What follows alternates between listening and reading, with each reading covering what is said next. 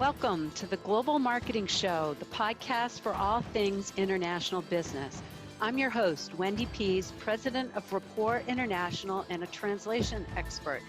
Come along with me today as we talk to an expert in the global marketing world about facing their biggest fears, hearing about mistakes they made or saw, discussing best practices, and sharing fun travel, language, and culture stories.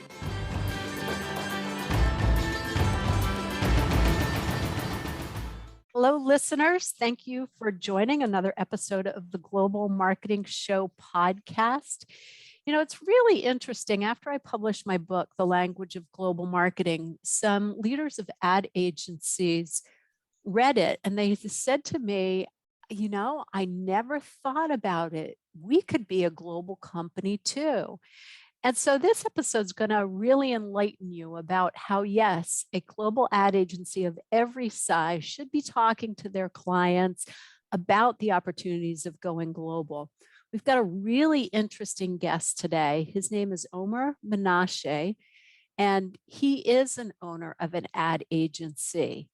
He's a digital marketing professional with over 20 years of experience. He's founder of a leading digital marketing agency that's influencing over $20 million a year in ad spend.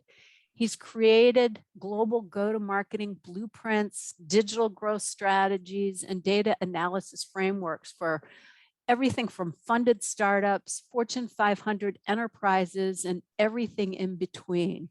So Omer, welcome to the Global Marketing Show. I'm so happy to have you here. Thank you, Wendy. I am also super happy to be here. Thank you for having me. So you started your company in Israel, right? That is correct.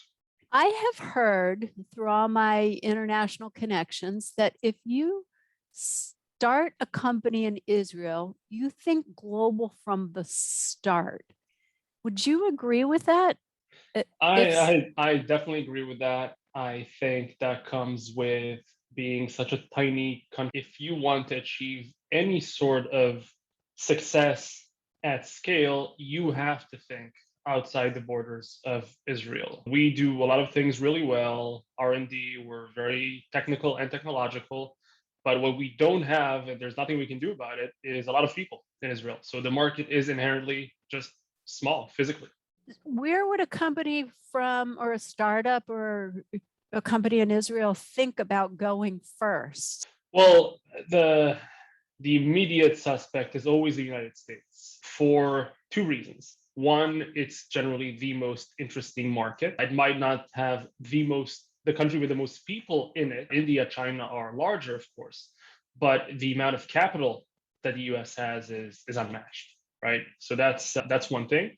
And second, Israelis speak English from a very young age. And so when we're ready to expand, we can already communicate with our target audience, whereas we don't speak Mandarin or any of the other languages generally. So that is another hurdle we would have to pass if we did want to seriously infiltrate a different country. Okay, yeah, that's really interesting. So it's language and capital. So it's a good market going there.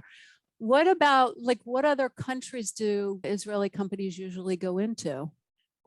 So Europe is geographically, and so obviously the UK is a target a lot of times. From the UK, we can kind of go to the rest of Western Europe. So France, Spain sometimes, even though again, from a capital perspective, they're a little less attractive. Germany, of course. And then as a second step, sometimes Eastern Europe. Of course, I'm speaking very broadly. It really depends on what your solution or product is. And that also dictates who your target audience might be. So recently you moved over to the United States and you've got clients here. Have you noticed a difference with how US companies think about going global? Of course. I think the main difference is that they don't think about going global until much, much, much later than companies from Israel. Generally at the enterprise stage even, it's pretty rare to meet an American founded and based startup saying, hey, we'd like to target Southeast Asia unless there's a very good reason for it. So I think that's probably the biggest difference. And how do you see that? I mean, you've come from two opposite sides in your work. Well, I think in that sense, American startup founders or even, regular business owners, they're lucky in the from the aspect of where they were born and where they get their soft-ish start. It's never easy to start a business. It's much harder to start a startup, of course. But at least what they have going for them is that they were born in the right country, so to speak.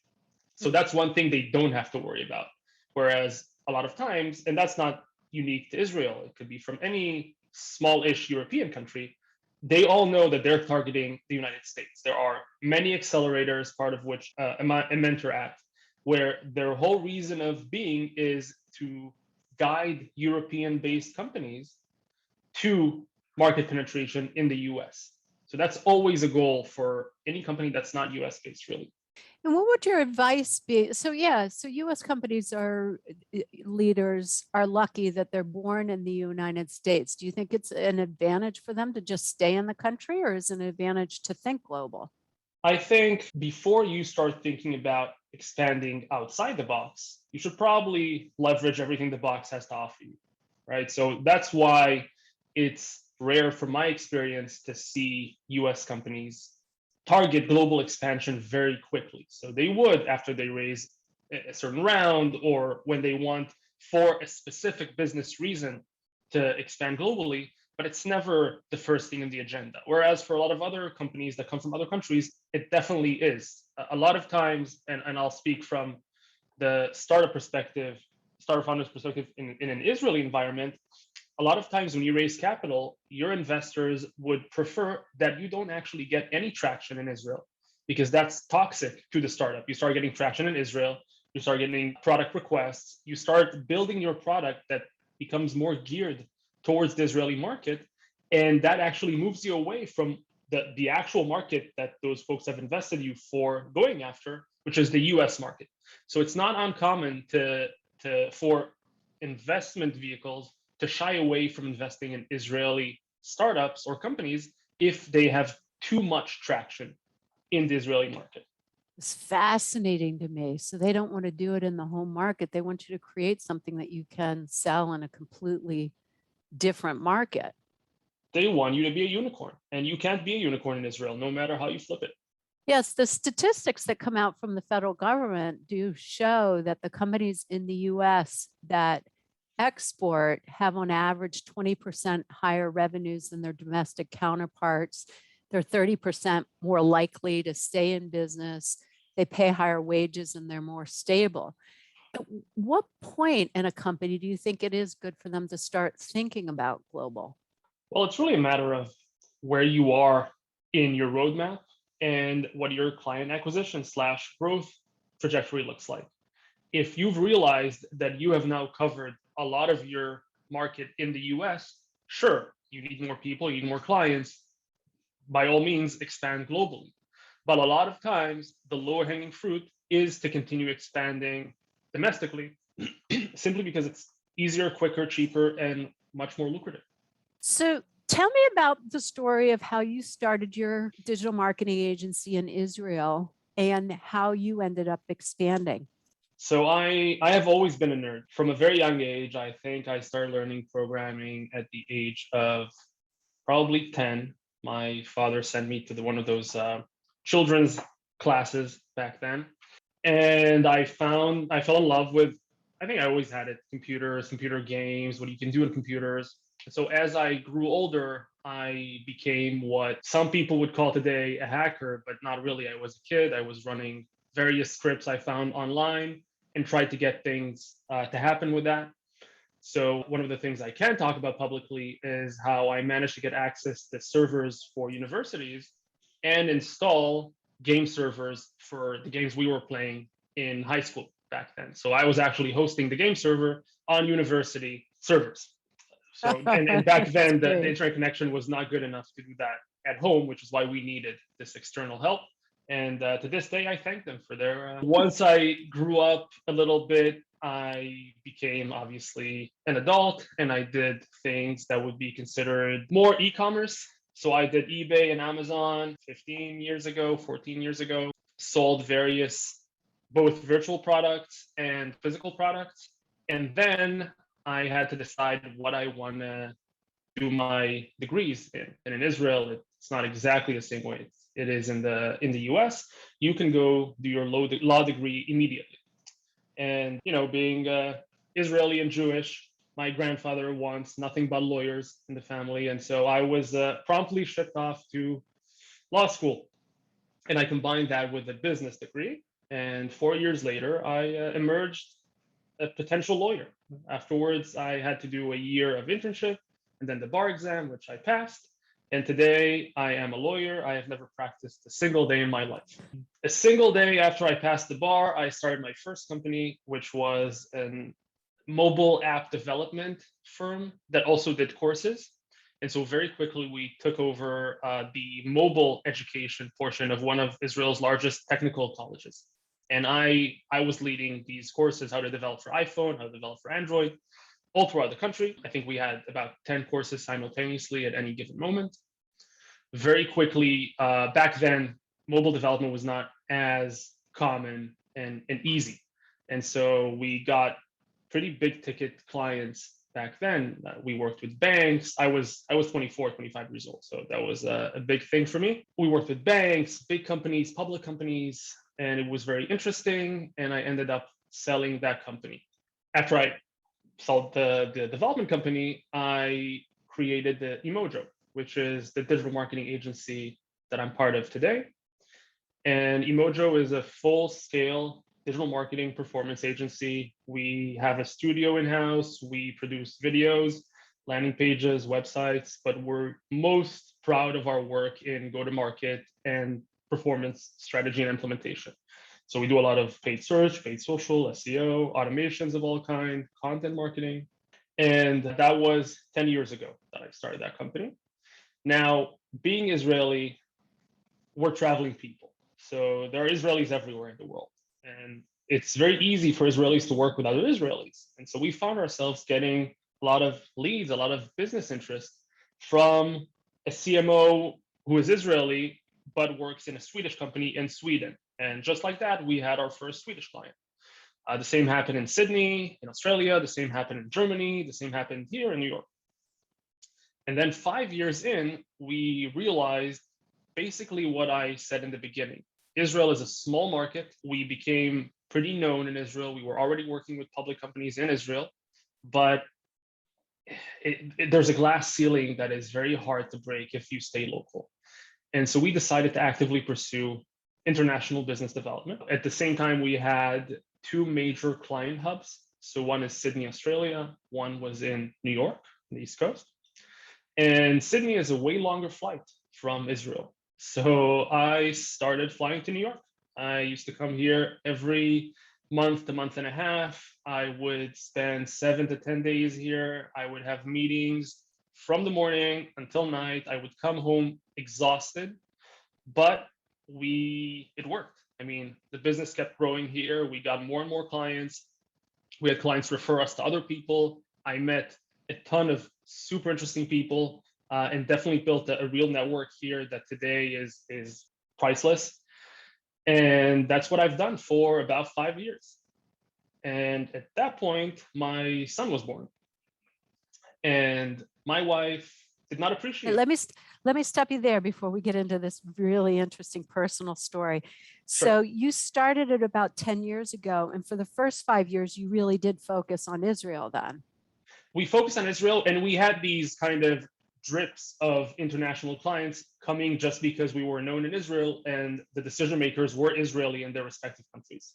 Okay. And so then you noticed that so that was kind of a trigger, is that you noticed you were kind of flooding the market or hitting the glass ceiling, but then you also were paying attention to where customers were coming in from. Of course, I think that the main revelation that we've had is that when we get paid in dollars or in euros, even after converting it to Israeli shekels, it's still worth 5 times the amount.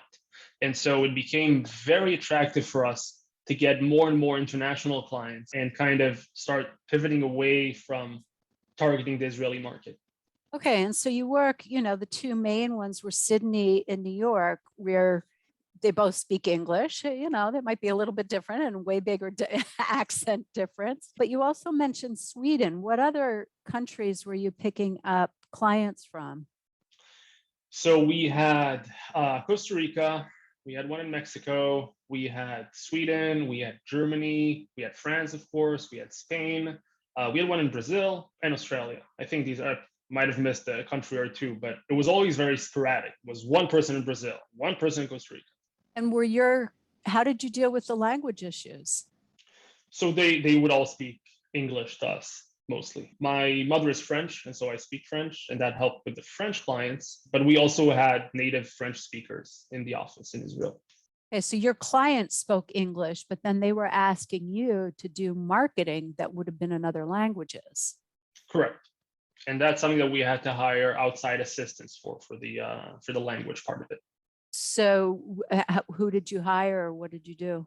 Again, we're lucky that we were Israeli in that respect, because Israel has a huge community of Olim Chadashim, which is the definition for people who are Jewish, who are allowed by law to receive citizenship in Israel. And a lot of them come to Israel to live. And so in Israel, you find people who were born in pretty much any country in the world, and they are constantly looking for employment because it's sometimes a little harder for them to find jobs than native Israelis. And so these translation jobs or digital marketing jobs were great for them because it played to their strength, and it really helped us. We needed someone who is native Brazilian, for example. So they spoke English too? Yeah, generally, I mean, we couldn't work with them if they didn't also speak either English or Hebrew, so we can communicate with them. But yeah, generally, anyone who makes Aliyah, who relocates to Israel, would know their native tongue plus English. Okay, because that's what I was trying to figure out, whether you were talking to them in Hebrew or English, because you're not talking to them in Portuguese or Spanish or Correct. French. Yeah. So a lot of the people spoke English too, because they had to understand what your client needed in market. Yes, but again, if they found themselves in Israel, I mean, forget the employment part. They have to live in a country nobody speaks Portuguese, and they would have to speak English to get by. So I think that's a pre-qualifier. They wouldn't have come if they didn't speak at least basic English. And how did you find the people then? So I actually own the largest group on Facebook for international jobs. So that makes it very easy for us to post posts and recruit people. But there are many websites like similar to Indeed here in the States, where you can just post a position and you will get a ton of CVs. Okay, so you just hire individuals and bring them into your company, or have them work as a subcontractor to do translation? Exactly, on a per project basis if we need them. Now, I should probably say that since we've kind of put our focus on the US, we are much less geared towards taking new projects from random countries as one-offs. Okay, which is a good global marketing strategy, is that you're not taking things from anywhere. You've defined your target market as to where you want to be. Correct. I think focus is extremely important. And I think that's, even in global marketing, that really does bring success. You have to have a certain differentiator. So what about the agencies that are in the US that could be doing global marketing? What do you think about them? So I think that is not very different from any company in the US that could be expanding globally. As an agent, as someone who owns an agency, I can't imagine any reason why a US-based agency would want to expand globally. The market here is infinite. And it's a much heavier lift to work with clients in a different time zone, in a different that have a different mentality. And that's something that we had.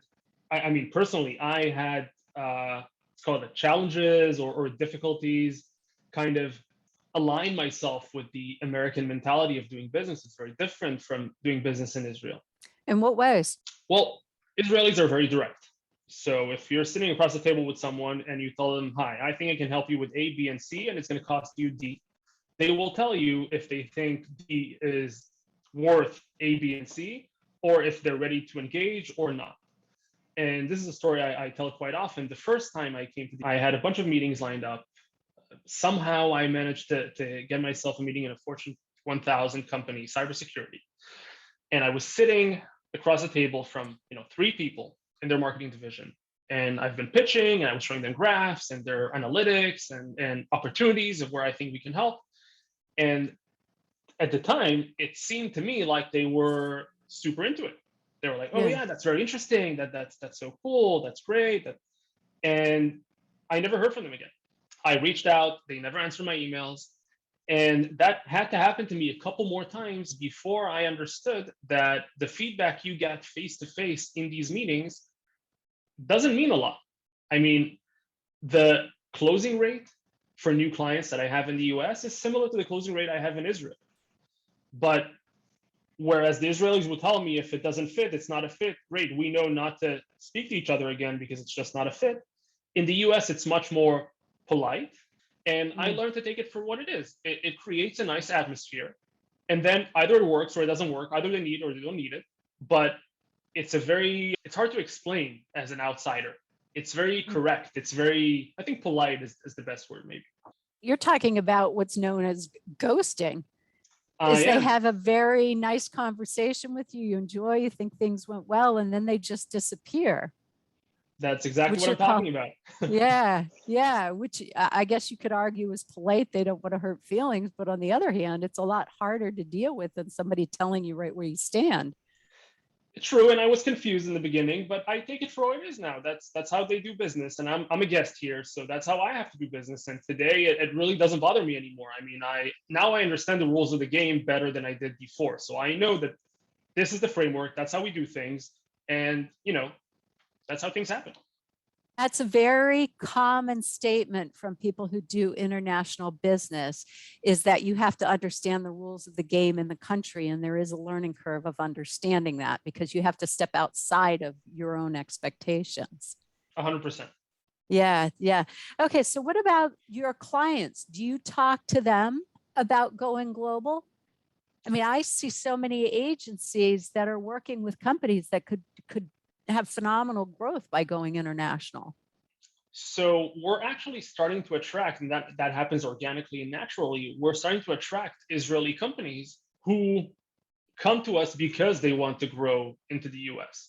Now, for some of our clients, it's irrelevant. We work with law firms, for example, in Israel, and they will not and cannot expand into the US, so it's not a relevant proposal. But for a lot of our clients today, they come knowing that they're test running in Israel, but if it works, we can make them a global brand. And we have done so many times. That's fascinating. So that's the angle that US companies could really take ad agencies, is making connections with companies in other countries that want to come into the United States. Of course. And that's actually very, very common. A lot of accelerators that come from enterprises like the Intel program, like the Microsoft program, they support startups. And again, I know that I'm very Israel specific, but that's just the market I know best. Israel is very known for R&D. Startups start in Israel, but then they need funding, they need the connections, they need the enterprise sales process to be able to actually grow, which is why these huge enterprises like Intel, like Microsoft, like Oracle have programs in Israel to catch those startups right as they're starting up, scooping them up into their internal programs and kind of groom them until they're ready to penetrate the US market. Which is, it's so interesting because you're coming from Israel and you understand the potential of the US market. Now, the US imports so many products and services that we have empty container ships going out all the time. And so the federal government offers free money and free consulting to help companies that want to export. So it's really interesting to get your perspective on how hot it is to come into the United States. 100%. I mean, yes, and I think it meets both countries at exactly the point where their needs are both met. I believe that the biggest export industry for Israel is actually startups making exits and getting sold to American companies or IPOing or stuff like that. And so Israel needs that. That's a part of our budget. Whereas the US, as a very large country with a lot of capital, needs these agile, dynamic, quick movers, the Israeli startups in this example, to kind of disrupt a lot of the things that happen in the US. And I mean, I don't have to tell you, so many products that every American knows originated in Israel. Oh, there's huge numbers. And I hear a lot about it of life sciences companies, medical device and biotech. There's a ton technology that come out of Israel. Mm-hmm. So it makes a lot of sense. And that's Israeli leaders are just geared to opening in other countries. And so companies in the United States, what you're talking about is this very full opportunity here, yet the balance of trade is so far off. That's why there's all these people that'll help American companies. And plus there's, they become stronger, like I said before. But I want to go back to your personal story. You had talked about, how you were doing traveling, coming into the United States, building the market here, and then you had a baby. And I so did have a baby, and that was 2 years ago now. But when Adam, my son, was born, my wife made it very clear to me that the lifestyle that I had before no longer works within the framework of a husband and wife and a child. And so we had to decide what we're going to do. Either I stop traveling so much, or we simply move here. Now, at that time, we've had crazy momentum with new clients. And had I decided to stop traveling and kind of put this US expansion on the back burner, I don't think we would have been where we are. I know we would not have been where we are today. And it would have been, taking everything I've worked for the past 4 or 5 years and putting it in the bin, basically. And so we didn't want to do that. And honestly, living in the US is not so bad. It's okay. And we decided to make the leap to move here. And that decision was made in December of 2019. COVID was a whisper in small articles in various newspapers, nothing to worry about back then. But the move-in date, the relocation date, I was supposed to come on March 17th of 2021. And my wife was going to come with our son a week later after I've kind of organized everything. And I can tell you, and you probably remember, that March 17th was full-blown pandemic panic. Nobody knew anything, but everybody knew that the world was going to end. And so the week before, between the 10th and the 17th, we had a lot of conversations, both between her and myself, as well as with other people. What do we do?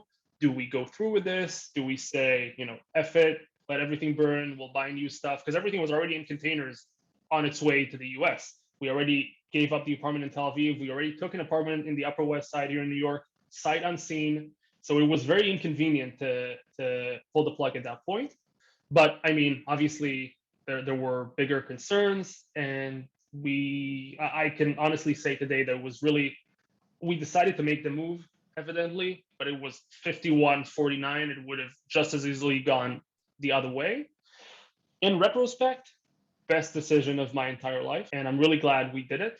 But things were pretty dicey there in the beginning. And the funny thing is that Israel was always about 2 weeks ahead of New York in terms of the pandemic and how it was and how people reacted. And so when I came gloved up, masked up, super kind of protected. And I remember walking around the Upper West Side, and I was seeing people, and they were obviously completely unprotected. And they were looking at me as if I was the crazy one. And then 2 weeks later, they all joined me in the craziness. So that was fair. Right. What a time to come into the United States. With a 5-month-old baby. That was I don't recommend it. No. Well, hopefully we won't have to go through this again, or we figure out a better way. Yeah. So I'm curious. So you're an Israeli national. We've got listeners from over 40 countries. How did you go through the process of being able to move into the United States? So because I had been going back and forth and growing the business internationally, specifically with US companies, there's an option for a visa that's called the E1 visa, and that's a visa for international trade. So if you can show that you've been doing significant trade with US companies, you are allowed to get that visa and live here, and your spouse can work, and it's very, very key. How long did But it take you to get from application until getting the visa? so it took us about 6 months from the moment we landed here because of COVID. Everything, the embassies were closed, everything was backlogged. I think it generally takes, I don't know how much it takes now, but it should take for pre-pandemic periods 3 to 4 months, I think it was. But we came in, my wife is actually was a famous reporter in France. And so she had an I visa, which is a journalist visa, where she can just come and go pretty much as she pleases. So that's what we arrived on. I as her spouse, plus one, of course. And then once we got the E1, we switched, and now she's on my E1. Okay, that's so interesting because I don't think we talk to a lot of people to find out how they came in, and there are ways to do it For sure. that are not that difficult. I've heard the other way to do it is to buy a business and then you can come into the United States, but that does take some capital. But That's that's good actually an to know. E2. That's the E2. Okay, good. So I want to go back to the translation you were doing and the hiring the people, because you're heavy duty into marketing. When you had to create content in languages, were you creating it in English and then you'd have the people translate it directly? And how did you handle cultural adaptation? Yes. So we did exactly that. We created in English or in Hebrew, depending on what the other language of the person spoke.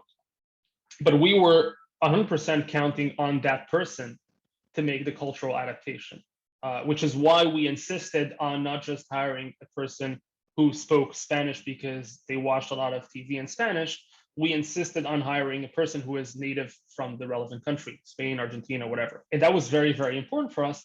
Of course, before anything went live, we ran it by the client, and the client could point out any gaps or requests for amendments and things like that. Oh, okay.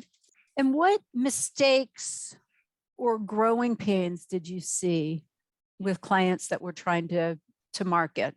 Oh, so many. Particularly. So the question is about companies outside of the US trying to penetrate the US market. That or any of the global marketing that you were doing, because you mentioned a bunch of other countries that you've worked with. Right. And I think actually my answer is going to be the same, because it's always the same problem. They assume that things are in the target country as they are in the origin country. So if they come from Israel, they try to market to Germans or Swedes or Americans the way they would market to Israelis. And that just doesn't work. Everything is different. The creative is so much different. The audiences that you're targeting a lot of times are different. That's the biggest issue. If you don't know your target audience and you don't do deep market research, which was, by the way, one of our big challenges in these international projects. We needed to actually know the audience, and we would not be okay with running campaigns just like, hey, guys, you run campaigns, so just do this campaign for parents and it'll be all right. It's not going to be all right, and it wasn't all right, because if we don't understand how to speak to parents in Belgium, then it's not going to work. So I think that's the challenge number one. Challenge number two is a little more technical, I'd say, or tactical, because marketing costs and ad spend is vastly different across different countries. Depends on a lot of things, depends on the competition, how many other advertisers, the seasonality in that country. So for example, Christmas is expensive to advertise in most countries of the world, but in some, including Israel, it's not at all, because we don't celebrate Christmas. So you need to understand that when you build your marketing budget and build your KPIs and expected results, because if you don't, and you're not aware that there's Chinese Singles Day, then you're not going to understand why you're spending more on ad spend and not driving the results that you committed to your clients for. So that's another thing I would suggest looking into. When you're doing your target audience research, you really need to know the holidays and the ad schedules. That's a really good point. And you need to know how they behave and what they care about and what influences them, because parents in Belgium are not the same as parents in Belarus. You got to tell me the difference between the two. Well, it can be anything from a fresh parent. So this is a topic that I've been living. But at the end of the day, there are different countries have different ways in which it's accepted to do certain things, right? For example, when do you wean babies from liquid foods and move them into solids? That differs country to country. So if you're going to market baby food, you should probably know that when you choose the age range of the kids of the parents you're targeting, right? Same with how they look at formula milk versus breast milk, right? There's so many. It's true, they're all parents and they all love their children very much. That's all true. But when you get into the ins and outs, to the bits and bytes, the behavior changes, and you need to know those things if you're trying to sell them something. At the end of the day, marketing is psychology. If you don't understand the psychology, you can't make them do what you need them to do. Yeah, that's so true. That's yeah. It just I look back to, my kids are teenagers now, but I look back to the whole like co-sleeping, and what do they call it when you keep the baby on you all the time? Yeah, I think it's co-sleeping. Co-sleeping. Yeah, that's at night. And then there's also the day. But my son had a preschool teacher that was from Peru. And I was talking to her about co-sleeping, and she started laughing. She's like, yeah, in a lot of other countries, parents co-sleep with their children because they don't have enough bedrooms. It was just a very practical thing. She was like, no, put them in their own bed. So I always think fondly of Doris, was her name. My son learned so much from her. So tell us more about your company exactly. Give us some stories about client successes and what you've done for them. Well, I like to say that our biggest success is a company called Ravello that we did part of their marketing. They sold to Oracle for $500 million. And it wasn't just our marketing, their product was okay. But that's probably the biggest success. And the most recent success is a company we do their marketing. It's called Vault Platform. It's for HR compliance. If anything bad happens in the workplace, it provides a safe space for you to report that anonymously to the HR department. And they recently, I believe, a month and a half ago, raised their Series A, almost $10 million, primarily from Google. And we've done everything in between. I mean, we specialize in taking startups from pre-seed, seed to A to B, and hopefully to a successful exit or an M&A. Okay. And what are you doing for them? Because you do so much in the marketing realm.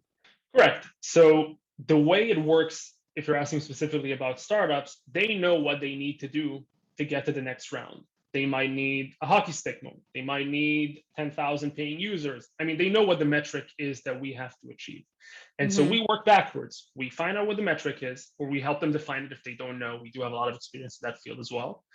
And we work backwards. So we build a media mix or a plan on how do we get those 10,000 paying users. Could be paid search, paid social, could be SEO. We like the holistic approach where we do several different things, automatic outreach, either on LinkedIn or by email, to deciding factors in the target companies. Could be a lot of things, but I think that's part of the value of Emojo, that we are not just an SEO agency or just doing paid social. We look at the big picture and we can build a puzzle where every piece fits perfectly with the other pieces to maximize your chance of reaching that next goal to get to that next stage. Okay. Okay. And so you have lots of tools in your box that you can pull out. So it's not just doing a website, but it's optimizing the website and then driving the pay-per-click to the landing pages that's going to bring the people in, if that's.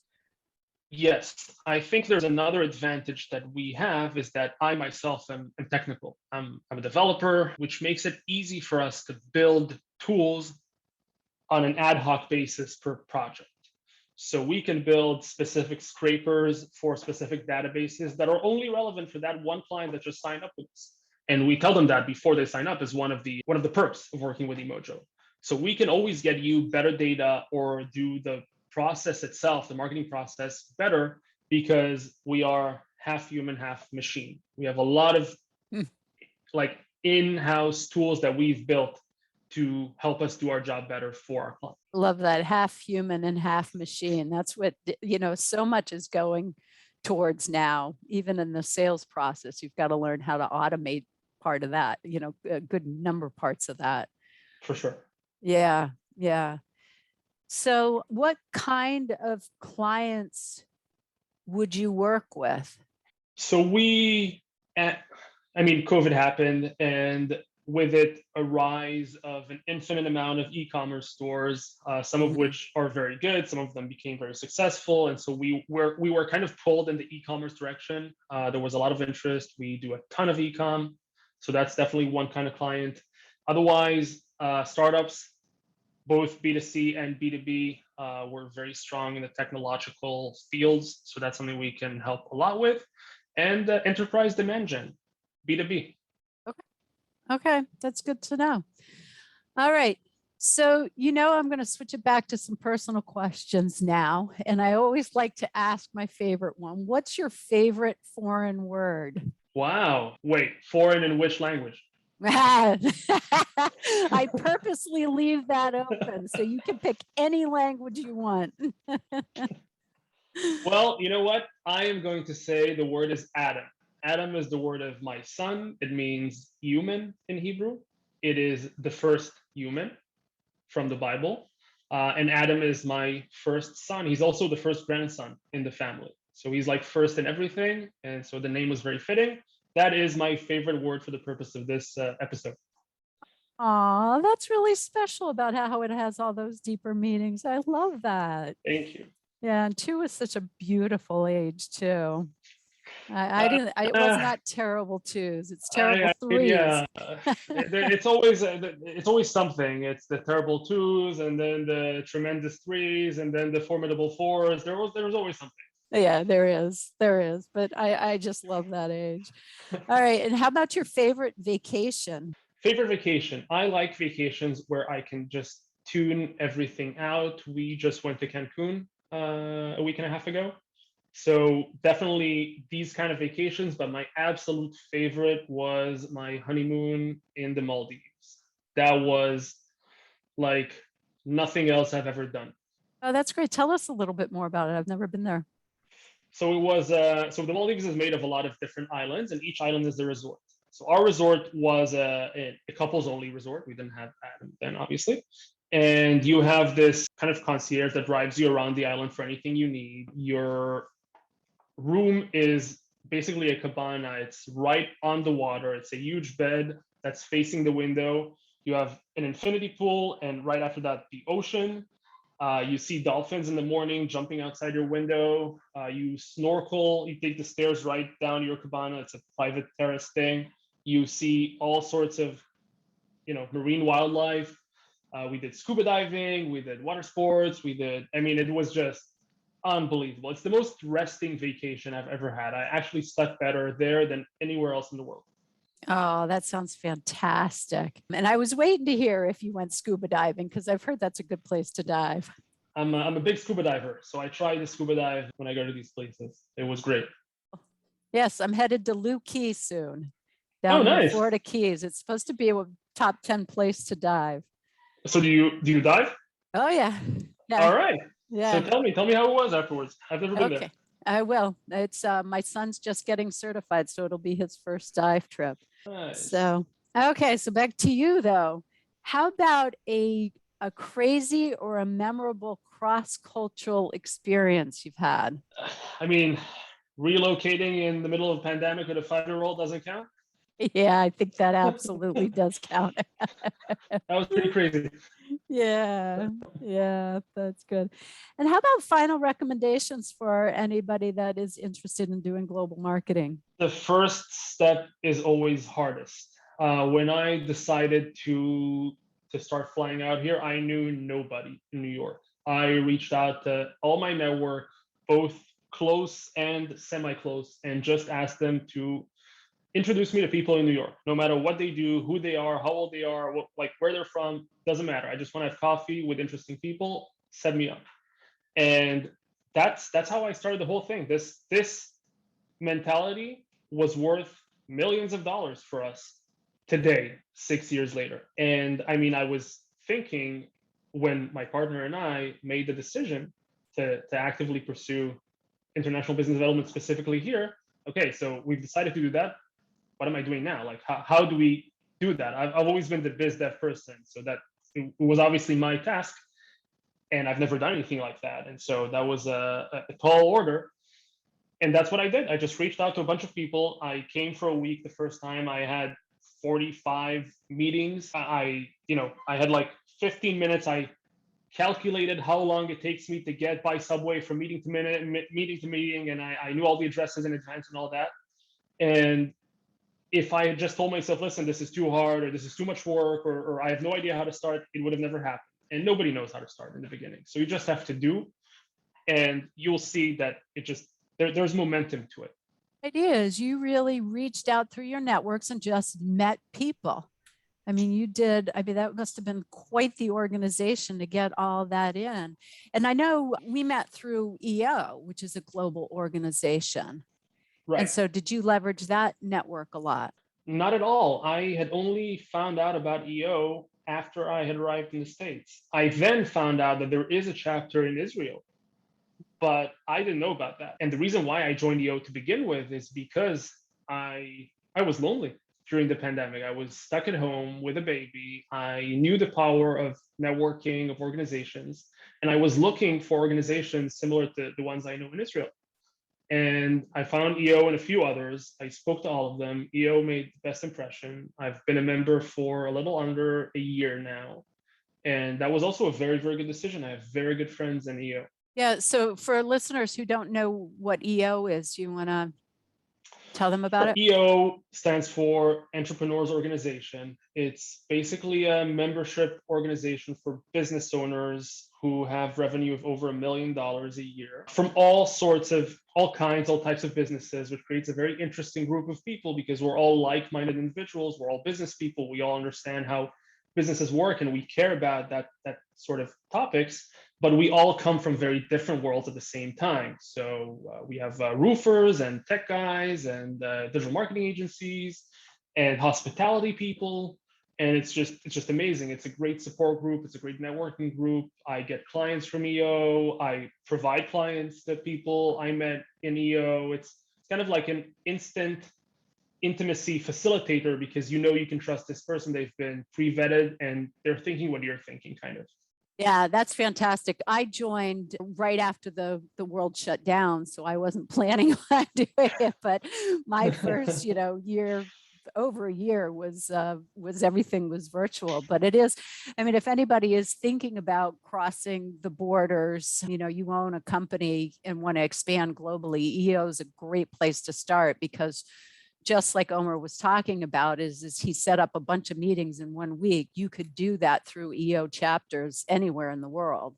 Honestly, if I was in EO back then, it would have been way easier for me to do what I did. It's a matter of sending a message in the Slack channel. We have EO members from pretty much every country in the world, really every country in the world. And it would have been so much easier to do this had I had access to the EO network then. Thank you, Omer, so much for being with us today. It was really interesting to hear your story about coming into the United States and the different things that you've done to build your successful business. So thank you. Thank you for having me. I had a lot of fun. Oh, good.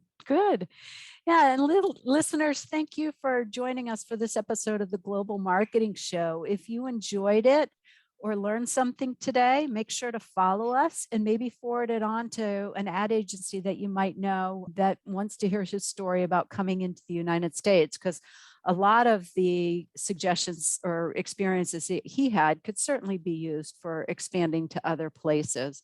So appreciate you tuning in, and we'll talk to you next time. That's a wrap for this session. A big thanks to you for listening to the Global Marketing Show. Hope you had just as much fun as I did. New sessions launch weekly on all places you find podcasts: Apple, Spotify, Google Play, and of course on our website. If you know someone interested in this topic, please tell them about us. Au revoir for now.